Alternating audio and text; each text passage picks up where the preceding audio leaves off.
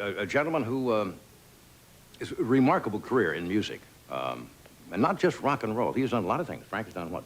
Ballet, all kinds of material. What? Even classical. Yeah, classical stuff. Frank Zappa is with us tonight. Fascinating.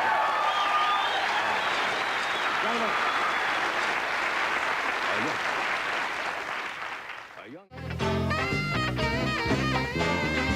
Okay, my next guest, I'm sure you all know.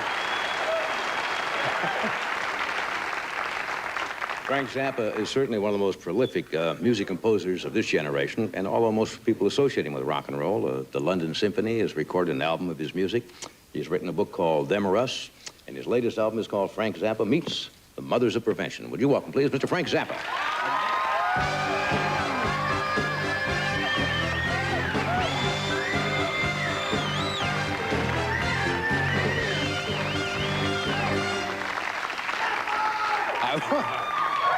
Simmer down, folks. I was going to say, please welcome a national treasure, Frank Zappa. Somebody said that you had a couple experiences of that where they introduced you that way. Yeah, well, that started off as a joke. I did the Roberto Weintraub show. I don't know whether you get up early enough to watch that. Yeah, but I've seen it. When I was on the show, they said, well, how would you like to be introduced? And I said, well, just introduce me as a national treasure. And they thought, well, yeah, sure. And so when they did it, the slide went on the screen and said, National Treasurer. National Treasurer? Yeah. So then a few weeks ago, I taped a panel discussion about censorship, which is coming on another network this Sunday. And they said the same thing. Well, how do you want to be introduced? And I said, well, National Treasure. And they were incensed that I would say this. You know, I thought, well, you know, why not give them a bad time? Exactly. Prior to taping the thing, they were pleading with me to change my introduction, and I said, no, National Treasure, National Treasure. And I can't remember the name of the woman who was the moderator of the discussion, but when it finally went before the camera, she said, well, Frank Zappa, who is asked to be introduced as a national treasure, but we know he's just a musician. No, it wasn't really that bad. I have a feeling you get a great kick of putting people on, right? Yeah. And giving them, you know. You and me both. Especially nice, straight people, and they just take it and twist it a little bit. Yeah. You haven't been on with me before.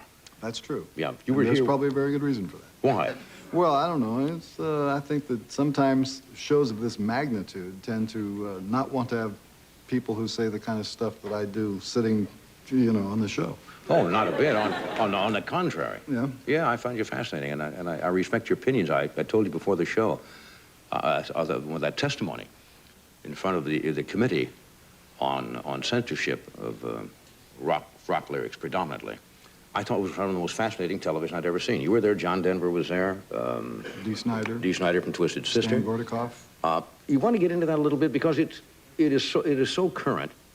As you know, there was a coalition or a committee of, I guess, Washington wives who wanted to, as I understand it, or were trying to get lyrics censored or make record artists more aware of what they were saying. Saying, in effect, I guess, that the lyrics were morally wrong, were bad for the youngsters to hear, and et cetera, and et cetera. Mm. And you went on and talked about that a little bit. Yeah, they actually said things that were more far-reaching than that. Some of their unscientific conclusions were that rock music will make you commit suicide, that rock music leads people to become murderers. Some people have said that rock music is the major cause of incest in the home, that rock music will... This is an actual quote from one person.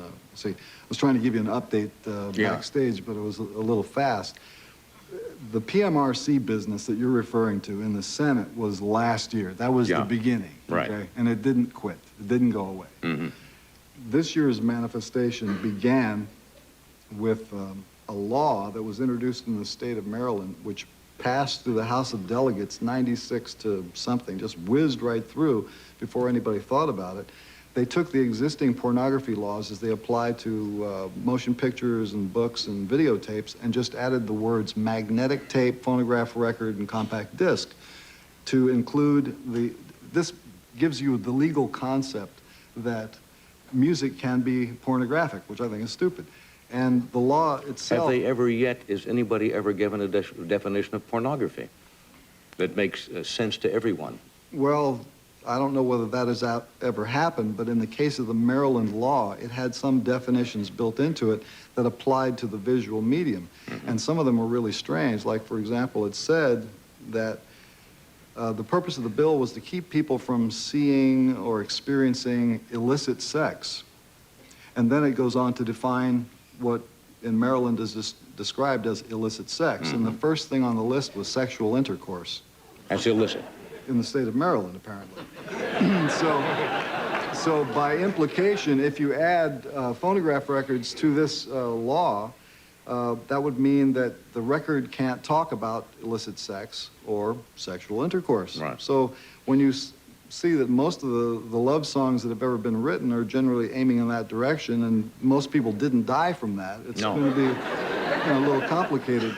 The other thing that the law forbids is advertising pornography. So that gives you a legal situation where if the law, which was defeated yesterday, 7-4, if the law would have gone into effect, a kid wearing a T-shirt with the name of a group on it that had been judged pornographic would then be liable for a $1,000 fine and a year in jail for advertising pornography. Something is strange here. Yeah. Let me interrupt you a second, Frank. We have to cut away. We'll do this, but we'll be right back. Okay. I hope you don't mind getting...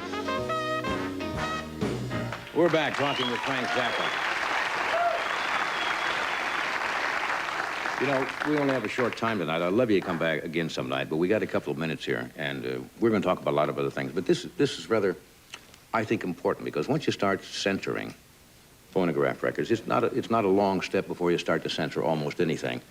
And community standards is a difficult thing to explain at best. You know, what is offensive to one person is not offensive to other, and people ought to have a freedom of choice. But I guess they say because children are involved here, that they're more impressionable. And yet I've seen a lot of kids who listen to these records stand up and say, well, you know, it's just a record. It's our music, our time, no big deal. I think that to talk about this matter and pin it to children and use the children as a tool in order to sell this political device, because I think that there's a political concept behind shutting off access to certain types of information. If you can put your foot in the door by saying, we're going to stop dirty words, that literally means you put in force the mechanism to stop other ideas. Once that censorship board is there, they have to find things for themselves to do when they run out of dirty words, and they're not going to unemploy themselves. Yeah. And so, All right, let me ask you, let me play like one of the devil's advocate. I'll play that for a second. The mother says to you, but don't you think, Mr. Zappa, that musicians today who have, who are in front of youngsters all the time have a moral right to not express certain things on records, that you must be careful of what you write and what you play?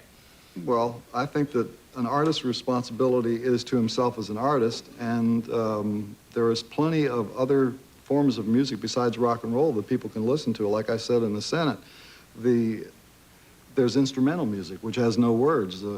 Why don't you try and interest children in listening to musicians? You know, you don't have to hear lyrics. Yeah, freedom of choice is not a bad thing. We'll take a break. We'll be right back. Good, I think we are back. We just have a few seconds here.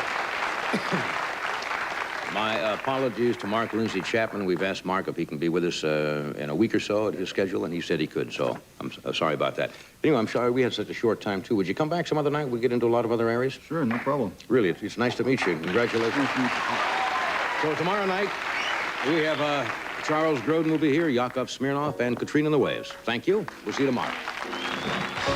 Next on Late Night with David Letterman, a look at viewer mail and comedian Jeff Altman. Then start your day with NBC News at sunrise. And tomorrow morning on Today, a talk with Marlo Thomas.